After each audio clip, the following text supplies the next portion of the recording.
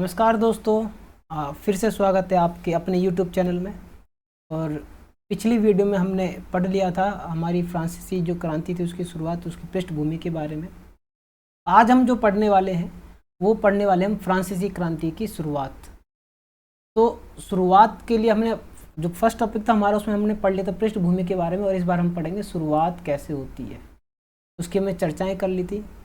अब शुरुआत का मतलब है यहाँ पे हम उन कारणों के बारे में भी थोड़ा सा चर्चा करेंगे। फ्रांसीसी क्रांति के क्या कारण थे, इन पर भी चर्चा करेंगे, क्योंकि शुरुआत ही वहीं से होती है जब कोई कारण होता है, कारण के कारण ही वो क्रांति हुई है। ठीक है, तो हम शुरुआत करते हैं आज के अपनी वीडियो को। टॉपिक का नाम है क्रांति की शुरुआत। पिछले भाग में आप देख चुके हैं कि किन कारणों से लुई 16 ने कर बढ़ा दिए थे। ठीक है, आपने देखा पिछले टॉपिक में। और क्या आप सोच सकते हैं कि ऐसा कैसे किया होगा, क्यों किया होगा? फ्रांसीसी राजतंत्र के तहत फ्रांसीसी सम्राट अपनी मर्जी से कर नहीं लगा सकता था। ये बात अहम है कि क्या फ्रांसीसी सम्राट अपनी मर्जी से कर लगा सकता था? नहीं, बिल्कुल नहीं लगा सकता। उसके लिए उसे क्या करना होता था? स्टेट जर्नल की मीटिंग, यदि प्रतिनिधि सभा की बैठक बुलानी पड़ती थी, और उसके बाद करों के अपने प्रस्तावों पर मंजूरी लेनी पड़ती थी।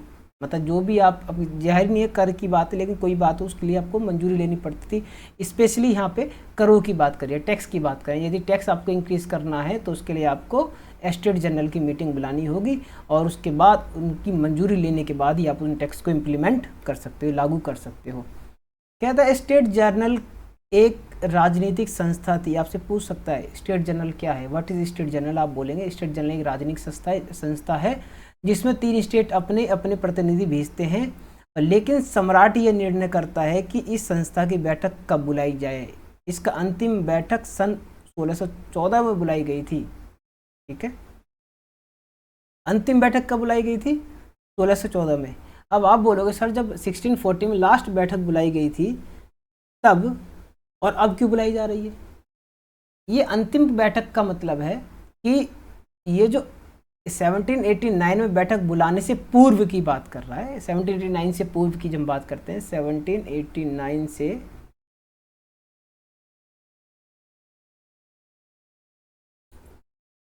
1789 के पूर्व की बात कर रहा है। 1789 का जो पूर्व है यानी कि 1614 में ये बैठक बुलाई गई थी। ठीक है, आपके लिए क्वेश्चन है कि इस समय 1649 में जब ये बैठक बुलाई गई थी, इस समय फ्रांस का शासक कौन था? कमेंट बॉक्स में कमेंट जरूर करना, ये इंपॉर्टेंट क्वेश्चन है। ठीक है, इस समय फ्रांस का शासक कौन था? ठीक है, चलिए आगे बढ़ते हैं। फ्रांसीसी क्रांति लुई 16 ने 5 मई 1789 को नए करों के प्रस्ताव के अनुमोदन के लिए स्टेट जनरल की बैठक बुलाई। ठीक है, स्टेट जनरल की बैठक बुलाई, किसी लिए बुलाई? ताकि वो करों के प्रस्ताव का अनुमोदन कर सके। प्रतिनिधियों की मेजबानी के लिए वर्साई की एक आलीशान भवन को सजाया गया। तो आपसे पूछा जा सकता है कि जो मीटिंग थी वो कहाँ हुई थी? वर्साई के एक महल में हुई थी। ठीक है, पहले और दूसरे स्टेट ने इस बैठक में अपने 300 प्रतिनिधि भेजे। मैंने आपको बता रखा है कि जो फ्रांसीसी स्टेट है यानी कि जो फ्रांसीसी सोसाइटी, फ्रांसीसी समाज है, कितने भागों में बटा था, उन स्टेट के बारे में बता रखा है।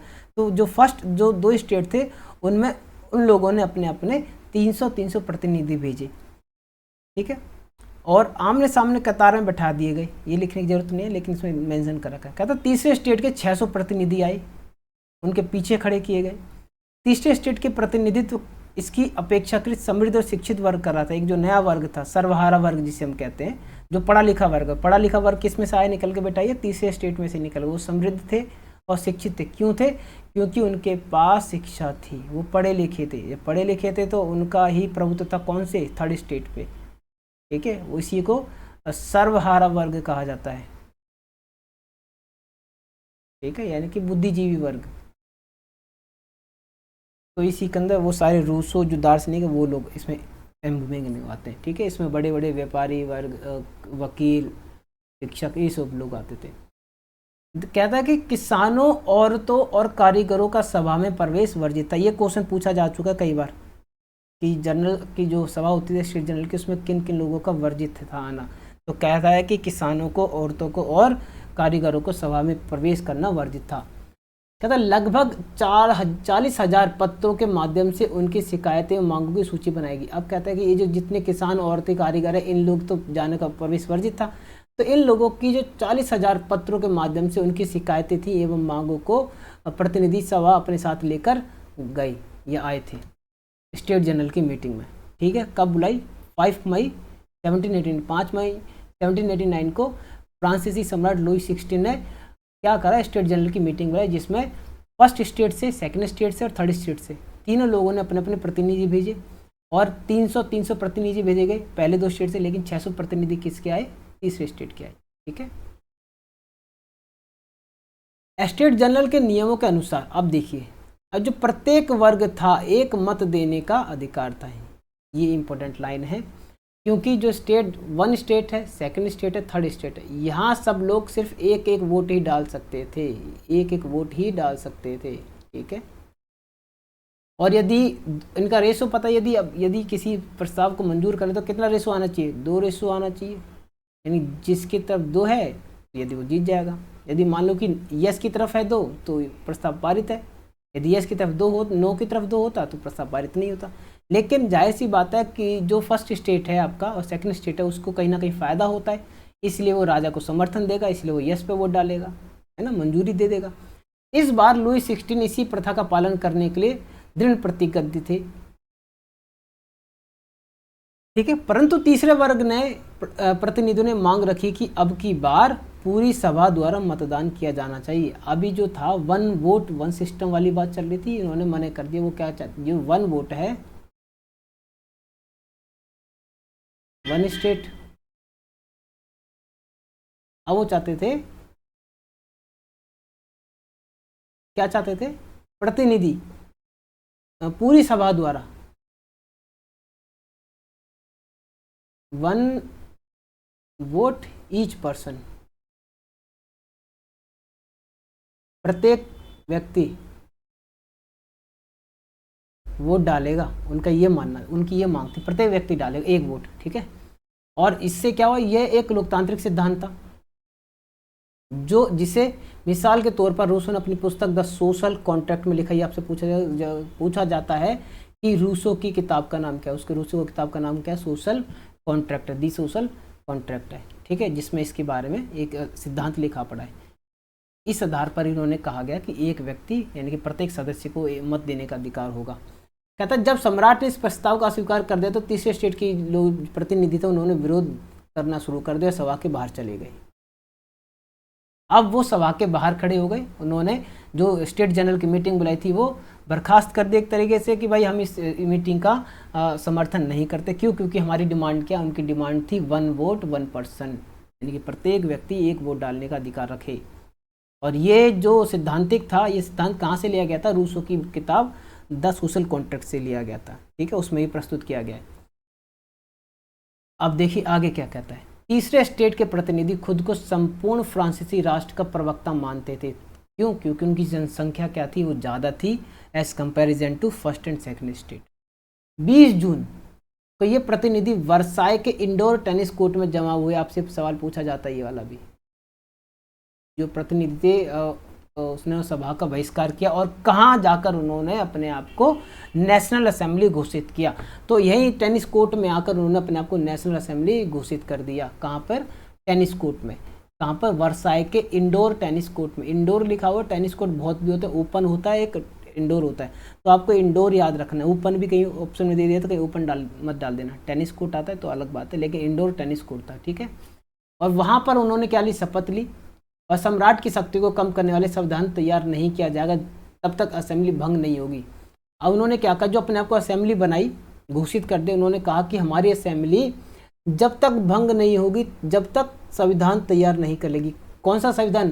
कि सम्राट की शक्तियों को कम करने वाला, सम्राट की शक्तियों को कम करने वाला संविधान जब तक नहीं बना लेंगे वो, तब तक वो अपनी असेंबली को भंग नहीं करेंगे। इसका नेतृत्व किसने करा? मिराबियो ने और आबे ने, 2 लोगों ने किया। मिराबियो और आबे सीए ने, इन्होंने क्या करा? इस असेंबली का नेतृत्व किया। मतलब अध्यक्ष कौन थे? मिराबियो थे और आबे सीए थे। ठीक है, अब इनके बारे में थोड़ा दे रखा है। मिराबियो कौन थे? तो मिराबियो का जन्म कुलीन परिवार में हुआ था। ठीक है, लेकिन वह सामंती विशेष अधिकार। अब देखिए इनका खुद जन्म कहाँ हुआ था, कुलीन परिवार यानी कि सामंत में, सेकंड स्टेट का जो बात चल रही उस वर्ग में हुआ था, लेकिन वे इसके खिलाफ थे। समाज को खत्म करने की जरूरतों को महसूस कर जरूरतों से सहमत थे, मतलब कि जो सामंत को विशेष अधिकार प्राप्त थे उनको वो समाप्त करने के पक्ष में थे, क्या उनको समाप्त कर दिया। उसने एक पत्रिका निकाली और वर्साय में जुटी भीड़ के समक्ष जोरदार भाषण दिए। ठीक है, आवेसीय मूलतः पादरी था। अब आवेसीय कौन था ये देख लीजिए, दोनों ही अलग अलग चीजें हैं। एक मिराबे जो कुलीन वर्ग था, सेकंड स्टेट से था, और जो आवेसीय था वो कौन था, पादरी वर्ग था। इन्होंने क्या करा, इन्होंने असेंबली का नेतृत्व किया और कहा कि भाई कि जो नेशनल असेंबली है वो घोषित तो कर दे, लेकिन हम तब तक अपने आप को भंग नहीं करेंगे जब तक कि हम सम्राट की शक्तियों को कम करने वाला कोई संविधान तैयार नहीं कर लेते। उसने तीसरे स्टेट क्या है शीर्षक से एक अत्यंत प्रभावशाली प्रचार पुस्तक यानी कि पंपलेट लिखी। किसने, आवेसीय ने। ठीक है, किस नाम से लिखी, थर्ड स्टेट नाम से। किस नाम से लिखी, थर्ड स्टेट नाम से शीर्षक था। ठीक है, उसके नाम से पुस्तक लिखी। ठीक है, कुछ इंपोर्टेंट पॉइंट्स हैं, इन्हें थोड़ा सा मैं बता देता हूँ। यहाँ पे डेट्स के साथ दे रखी है, डेट्स पे कुछ महत्वपूर्ण तिथियाँ देखिए, जैसे कि 1774 बात करें, फ्रांस में लुई 16 फ्रांस का राजा शासक बना। ठीक है, और सरकारी खजाना उस समय खाली हो चुका था, प्राचीन राजतंत्र के समाज में असंतोष गहराता जा रहा था। 89 में क्या हुआ, स्टेट जनरल का आह्वान किया कि तृतीय स्टेट नेशनल असेंबली का गठन करता है और बास्तिल पर हमला, देहात में किसान का विद्रोह शुरू होता है। 91 में क्या होता है, सम्राट की शक्ति पर अंकुश लगाने और मनुष्यों के मूलभूत अधिकार प्रदान करने के लिए संविधान बनाया जाता है। कब, 1791 में, याद रखना। ठीक है, 92 से 93 में क्या था, फ्रांस गणराज्य बनता है, सिर काट कर राजा को मार दिया जाता है, सिर काट कर, ध्यान रखिए, वो गिलोटिन पे चढ़ा देते हैं उसे। ठीक है, जैकोबिन गणराज्य का पतन 92 से में ही होता है। फ्रांस पर डिक्टेटरी का शासन शुरू हो जाता है। डिक्टेटरी मतलब वो तानाशाह वाली बात होती है ना, तानाशाह वाली बात है, तानाशाही शुरू हो जाती है। 1804 में नेपोलियन बोनापार्ट, मूवी भी आ रखी है अभी नेपोलियन के नाम से, आप उसको भी देख सकते हैं, उसके अंदर मेन चीज़ दिखा रखी है ऐसी। और नेपोलियन फ्रांस का सम्राट बनता है और यूरोप के विशाल भूभाग पर कब्जा कर लेता है, और 1815 में उसकी हार हो जाती है नेपोलियन की। बेसिकली ये जो डेट्स दे रखे हैं, इन्हीं डेट्स के अंदर पूरा आपका फ्रांस की क्रांति समाया हुआ है, लेकिन हम डिटेल में पढ़ेंगे, पॉइंट टू पॉइंट पढ़ेंगे। ओके, अभी हम सिर्फ गो थ्रू कर रहे हैं अपनी एनसीईआरटी बुक का, उसके बाद मैं पॉइंट यानी नोट्स के साथ आपको ये चैप्टर कंप्लीट कराऊंगा। चलिए आगे चलते हैं। ये दिखाई दे रहा है आपको, ये टेनिस का इंडोर कोर्ट है। ये टेनिस का क्या इंडोर कोर्ट है, टेनिस इंडोर कोर्ट शपथ समारोह है ये। इस विशाल पेंटिंग के लिए एक जाक लुई डेविस द्वारा बनाया गया शुरुआती रेखांकन। ये तस्वीर नेशनल असेंबली में लगाई जानी थी। ये तस्वीर कहाँ लगाई जानी थी, नेशनल असेंबली में। ठीक है, चलिए आगे चलते हैं। चलो, जिस वक्त नेशनल असेंबली संविधान का प्रारूप तैयार करने में व्यस्त थी, संविधान का प्रारूप तैयार कर रही थी कौन, नेशनल असेंबली। उस समय फ्रांस आंदोलित हो रहा था, फ्रांस के लोगों में आंदोलन की लहर दौड़ रही थी। कड़ाके की ठंड के कारण फसल मारी गई थी, पाव रोटी की कीमतें आसमान छू रही थी। बेकरी मालिक स्थिति का फ़ायदा उठाते हुए जामाखोरी में जुटे हुए थे, मतलब वो अपनी पाव रोटी या फिर जो भी गेहूं था या फसल थी उसको इकट्ठा कर रहे थे ताकि वो इन फ्यूचर उसके रेट को इंक्रीज़ करके पाव रोटी को बेच सके। बेकरी की दुकानों पर घंटों इंतजार के बाद गुस्साई औरतों की भीड़ ने दुकान पर धावा बोल दिया, और दूसरी तरफ सम्राट ने सेना को, देखिए यहाँ से सारा खेल शुरू होता है, सेना को पेरिस में प्रवेश करने का अधिकार दे दिया था।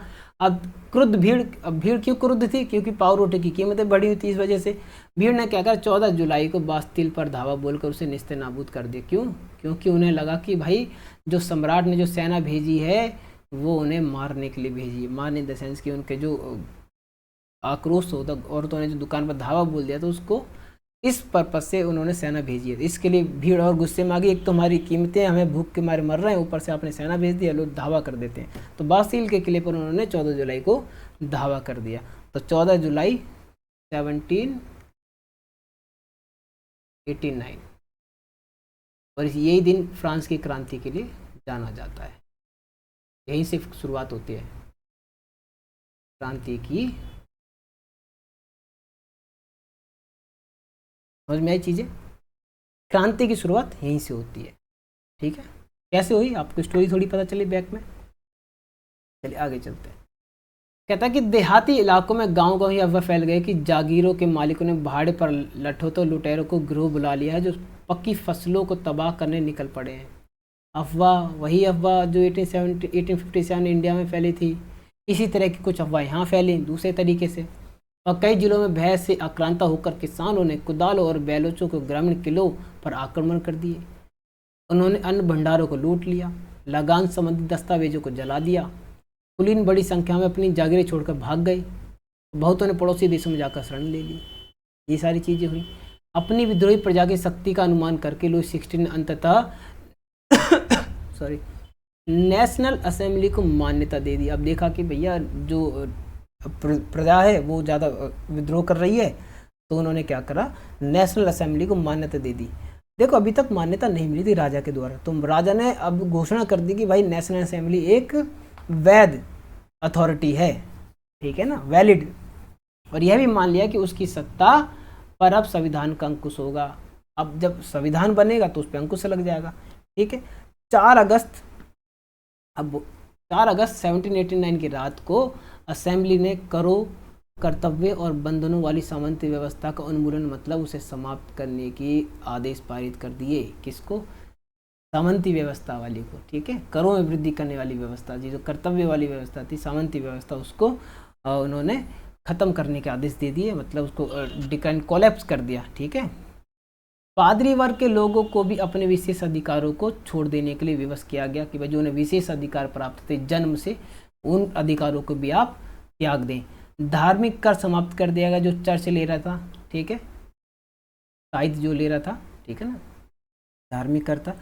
चर्च के स्वामित्व वाली भूमि जब्त कर ली गई। चर्च के पास बहुत सारी भूमि थी, आपको पहले बताया था कि फर्स्ट और सेकंड स्टेट के पास लैंड ज़्यादा थी, जबकि थर्ड स्टेट के पास लैंड कम थी। इनकी संख्या ज़्यादा, इनकी संख्या कम थी। तो क्योंकि चर्च पे ज़मीन ज़्यादा थी, इसलिए उनकी ज़मीन को भी कब्जे में ले लिया। किसने ले लिया? नेशनल असेंबली ने। ध्यान रखना इस चीज़ को, ठीक है। अब नेशनल असेंबली कार्य कर रही है धर्म। इस प्रकार कम से कम 20 अरब लिवरे की संपत्ति सरकार के हाथों में आ गई, मतलब 20 अरब लिवरे की संपत्ति सरकार के। अब सरकार कौन सी? नेशनल असेंबली, ठीक है, जो जिसने अपने आप को क्या घोषित किया था? इंडोर के टेनिस कोर्ट में, ठीक है। फ्रांस संवैधानिक राजतंत्र बन गया।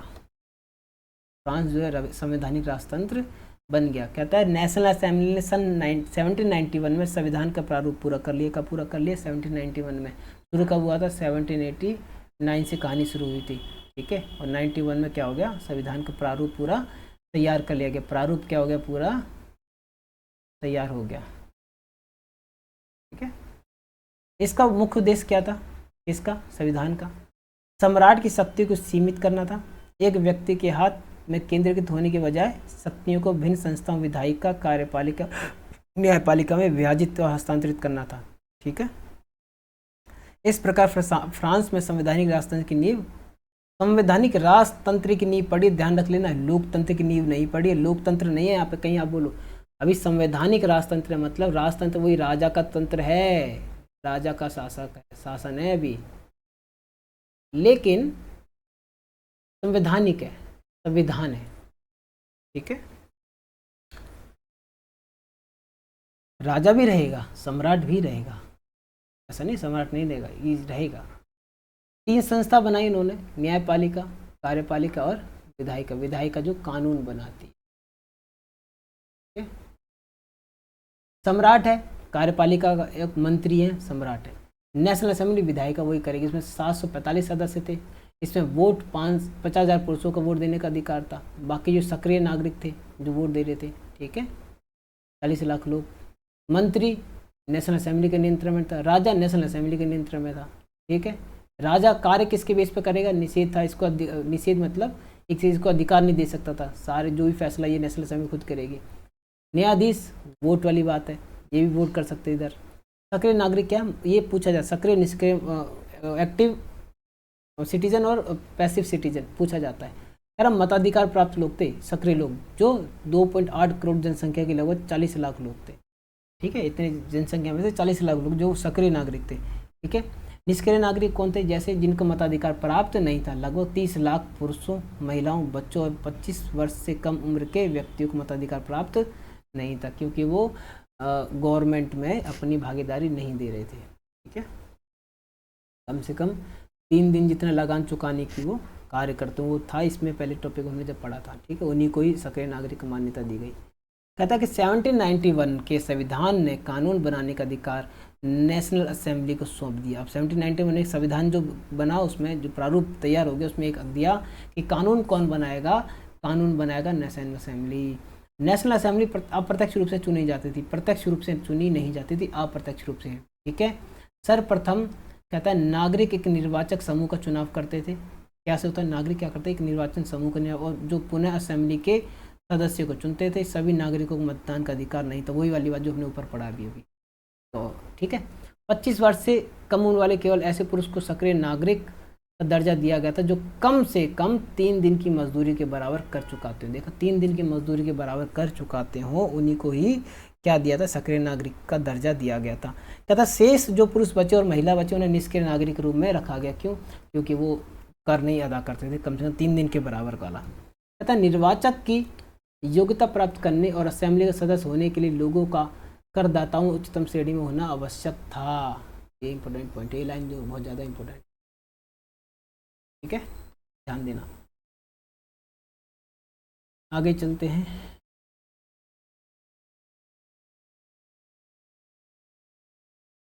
ये जो चित्र आप देख रहे हैं, ये चित्र क्या है, पुरुष एवं नागरिक अधिकार घोषणा पत्र। पुरुष एवं नागरिक अधिकार घोषणा पत्र जो 1790 में ले बारविये द्वारा बनाया गया था, ठीक है। दाईं ओर की आकृति फ्रांस को और बाईं ओर की आकृति कानून को निरूपित करती है, ध्यान देना, ठीक है। एक जगह फ्रांस है, ये और फ्रांस क्या है, ये जो बेड़ियों से आजाद हुए फ्रांस बना रखा है इसे, ठीक है, और इसे क्या बना रखा है, कानून है, फ्रांस में कानून को लागू कर रहा है, निरूपित कर रहा है, ठीक है। ये देख लें पुरुष एवं नागरिक अधिकार घोषणा पत्र क्या है, ठीक है। इसमें थोड़ा हम डिटेल में ज़्यादा जाऊंगा नहीं, लेकिन फिर भी आपको ऊपर मोटा मोटा पढ़ा देता हूँ। कहता कि संविधान पुरुष एवं नागरिक अधिकार घोषणा पत्र के साथ शुरू हुआ था। जीवन के अधिकार, अभिव्यक्ति की स्वतंत्रता, कानून के बराबर के अधिकार, नैसर्गिक अरण्य अधिकार स्थापित किए गए। कितने अधिकार? जीवन 1, 2, कानून के बराबरी का 3 और नैसर्गिक ये 4 अधिकार दिए गए इसमें, ठीक है। ये अधिकार प्रत्येक व्यक्ति को जन्मना प्राप्त है, मतलब आपको जीवन जीने का अधिकार है। ये फ्रांस की कहा गया संविधान के अंदर कि ये व्यक्ति को ये अधिकार कैसे मिलेंगे, बाय बर्थ, जन्म से मिलेंगे। कहता इन अधिकारों को छीना नहीं जा सकता। राज्य का यह कर्तव्य माना गया कि वह प्रत्येक नागरिक के नैसर्गिक अधिकारों की रक्षा करे। राज्य क्या करेगा, इन अधिकारों की क्या है, इनको रक्षा करना राज्य का काम था। ये जो घोषणा जो पत्र थे, आप इनको एक बार पढ़ लेना, इस वाले टॉपिक को, ये बहुत ज़रूरी है। मैं इसमें डिटेल में नहीं जाऊँगा, बहुत समय लगेगा मैं, ठीक है। एक जीन पॉल है, ये भी एक अच्छे पत्रकार थे, ठीक है, ये ध्यान देना। कहते कि इनके बारे में सवाल पूछा जा सकता है। क्रांतिकारी जो पत्रकार थे, कहते कि लामी द पल्प, जनता का मित्र, मैं नेशनल असेंबली द्वारा तैयार किए संविधान पर टिप्पणी की। कहता है कि जीन पॉल मरा ने अपने अखबार, इनके अखबार का नाम क्या था, ये पूछा जाता है, ठीक है। इनके अखबार का नाम क्या है, जीन पॉल के अखबार का नाम क्या है, ये नाम है, ठीक है। नेशनल असेंबली द्वारा तैयार किए गए संविधान पर टिप्पणी की थी। क्या टिप्पणी की थी, देखते हैं। जनता के प्रतिनिधि का कार्यभार अमीरों को सौंप दिया गया है। बात तो सही है। गरीबों और शोषितों की दशा केवल शांतिपूर्ण तरीके से कभी नहीं सुधर सकती। यह इस बात का अकाट्य प्रमाण है कि धनाढ्य वर्ग कानून को कैसे प्रभावित करता है। फिर भी यह कानून तभी तक चलेगा जब तक लोग इन्हें मानेंगे। जिस तरह उन्होंने कुलीनों द्वारा लादे गए जुए को उतार फेंका, एक दिन वही असर अमीरों का करेंगे। अब ये जो बात कर रहे हैं कि जो प्रतिनिधित्व का कार्यभार जो सौंपा था वो अमीरों को सौंप दिया गया था नेशनल असेंबली के द्वारा, क्योंकि उसमें कोई गरीब मजदूर वर्ग नहीं था। क्यों? उसमें सर्वहारा वर्ग था। वो भी सर्वहारा वर्ग मतलब जो अमीर लोग थे, थर्ड स्टेट के अमीर थे, उन्हीं को था ये सारी चीज़ें। उन्होंने इसलिए कहा कि एक दिन ये चीज़ें वही अर्थ होगा जो अमीरों का करेंगे। अमीरों का वही करेंगे जो किसका कर रहा था, कुलीनों का करो, ठीक है। चलो आगे चलते हैं। राजनीतिक प्रतीकों के मायने, अब ये थोड़ा इम्पोर्टेंट है, आप समझ लीजिएगा। यदि आपको जंजीर मिल जाए तो ये फ्रांस की आज़ादी का प्रतीक है, ये आज़ादी का प्रतीक है, ठीक है। फ्रांस की आज़ादी का ये प्रतीक है, ठीक है। ज़्यादा डिटेल में बस मेन में आप समझना। इसमें एक भाला नजर दे रहा है ना, गट्ठा है, ये बंडल क्या है, ये लकड़ी का बंडल दे रखा है और आगे तीर दे रखा है, ठीक है। इसका मतलब क्या है, एकता में ही बल है। और ये फ्लैग है फ्रांस का, है ना, फ्रांस का ध्वज बना रखा है। अकेली छड़ी को आसानी से तोड़ा जा सकता है पर गट्ठर को नहीं। समझ रहे चीज़ें को आप।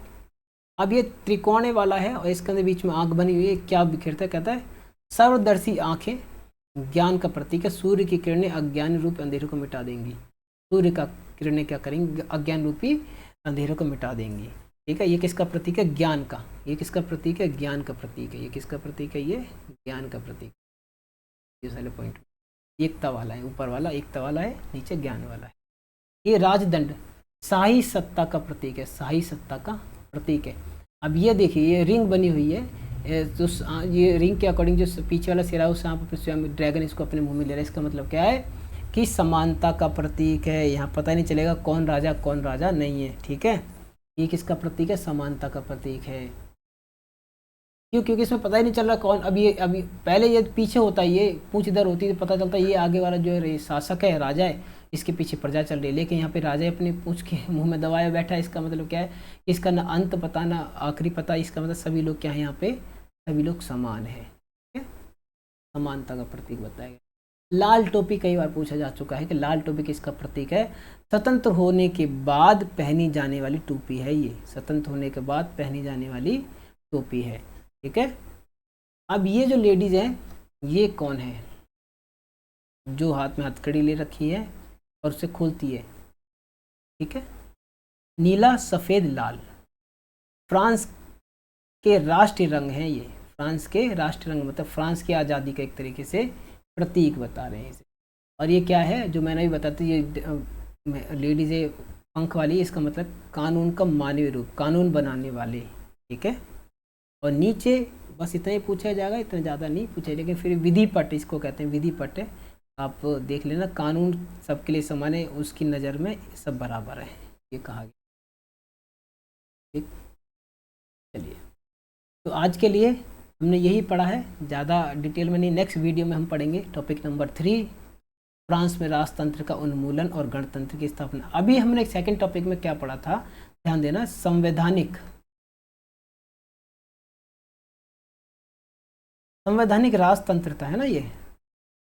अब इसी टॉपिक में हम क्या पढ़ेंगे, ये जो राजतंत्र संवैधानिक वाला, इसको क्या कर दिया जाएगा, ये समाप्त कर दिया जाएगा। इसको क्या कर दिया जाएगा, समाप्त कर दिया जाएगा। उसकी जगह क्या बनेगा, गणतंत्र बनेगा। ठीक है, नेक्स्ट वीडियो में हम पढ़ेंगे फ्रांस में राजतंत्र का उन्मूलन, यानी कि राजतंत्र का खात्मा और गणतंत्र की स्थापना। ठीक है, वीडियो पसंद आए तो हमारी वीडियो को लाइक करें, सब्सक्राइब करें और शेयर करें। जय हिंद, जय भारत।